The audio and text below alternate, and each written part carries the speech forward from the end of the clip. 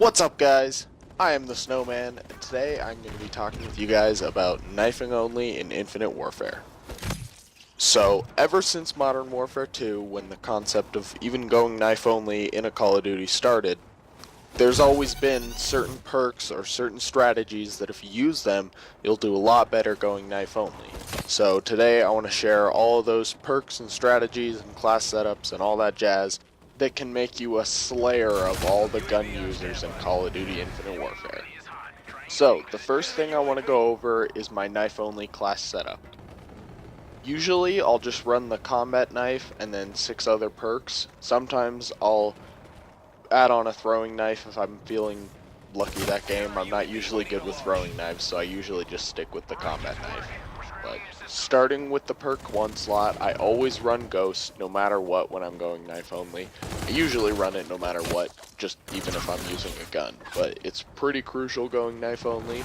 And then the second blue perk that I usually run is Overclock, just because I prefer to get my payload a lot faster. That's just a preference though. If you don't want to use Overclock or you don't have it unlocked, you can always run Blind Eye. That helps a lot in like domination or like kill confirmed, where people get a lot of score streaks. And then if you don't want to use either of those, you can always use Recon. Recon is pretty effective no matter what strategy you're using. It's an all-around good perk, but it doesn't really stand out. That's why it's at the bottom of this list. So only use Recon if you don't want to use like Blind Eye or Overclock or anything like that. Use Ghost though for sure as your perk 1. And then in the perk 2 slot, I always run Tracker. Then for my second perk 2, I always run Hardline. Those are definitely the best two perk 2s to use. Guys, I just want to say something.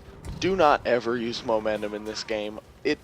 I don't know why they didn't just put Lightweight in this game, because Momentum, if you guys don't know how it works, basically you have to be sprinting for a solid, it's like 3 to 5 seconds without sliding or jumping or anything like that, and you get a tiny speed boost. Like you run just a little bit faster as if you had like Lightweight. But the thing is, if you're G-sliding or sliding at all or jumping, you're moving faster than with Momentum activated. So there's literally no point to use it because Momentum gets canceled out when you slide or jump or anything. So I don't know why they didn't just put Lightweight in this game, but Momentum is not useful on knifing only classes. It's not useful on any classes. I don't even know why it's in this game. Rant over about Momentum. In the perk 3 slot, you definitely should use Dead Silence. And then the second red perk that I run is Hardwired. None of the other perks on perk 3 besides Dead Silence and Hardwired really help you at all for going knife only. And the only reason I use Hardwired is because I always use UAV and counter UAV. So it makes it so even if the enemy team gets a counter UAV, I can still see my own UAV, which is super useful. So that's the class setup that I usually use. Like I said, I don't generally use throwing knives, but if you want to put a throwing knife or 2 on your class, then you can always take off Hardline and put on Scavenger, and then take off Hardwired, because that's not super essential to the class, it's more just a bonus, and put on a throw knife, or take off both the perks and give yourself 2 throw knives or something like that. For my combat rig when I'm going knife only, I always use the FTL rig with the trait Perception. Now, it depends on the playstyle that I'm going towards that day. I'll either use FTL Jump or Phase Shift. I use FTL Jump if I want to be more aggressive and like attack them, so I can just do a little hop up. If I see someone like 10 feet in front of me, I'll do a little hop up and then just use FTL Jump and I'll be right in their face and I can stab them immediately. If I want to play more passively and get longer streaks, then I'll use the Phase Shift payload, and that way if I see someone behind me, or not if I see someone behind me, if the little yellow bars start flashing on the side of my screen from the trait Perception, which makes little bars flash on the side of your screen if someone's looking at you outside of your viewpoint, if those start flashing, then I can just use my Phase Shift right away. I can get somewhere that's safe and then pop back out and sometimes get the kill. Phase Shift usually doesn't get you a kill, but it'll always get you somewhere where you're not going to die, which is awesome.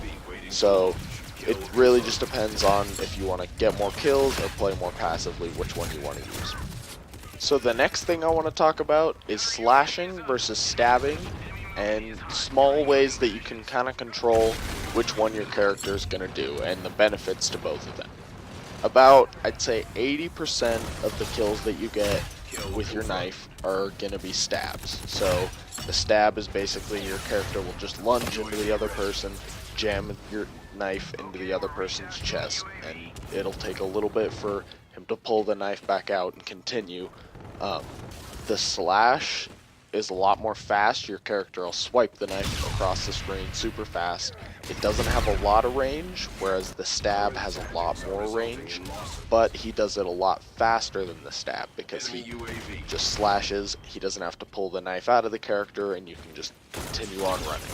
The way that you can control whether your character does a slash or a stab is by using the slide feature. So if you're sliding, if you're like mid-slide, not at the end of the slide, if your character is still doing the slide, then you will always do the slash. And then if your character is standing up or running or doing almost anything else, there's a couple situations where your character will do a slash, but those are really rare unless you're sliding. And then if you're doing anything else, your character is going to do a stab. So there's a lot of ways that you can plan your route when you're going up against a lot of people and use the slash or the stab to your advantage.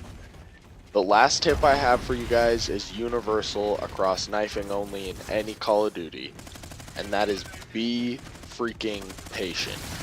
I know that if you get caught up in the Infinite Warfare vibe, you want to just sprint and boost jump and wall run everywhere and just slide and go as fast as you can and stab as many people as fast as you can.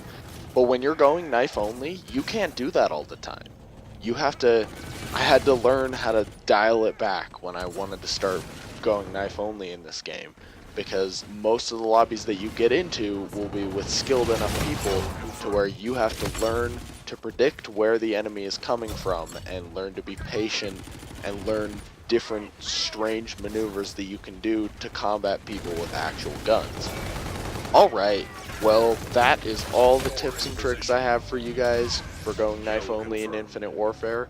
I hope you guys enjoyed the commentary and enjoyed the gameplay, and I promise you guys, if you follow these tips and tricks, you'll definitely get better at going knife only in Infinite Warfare.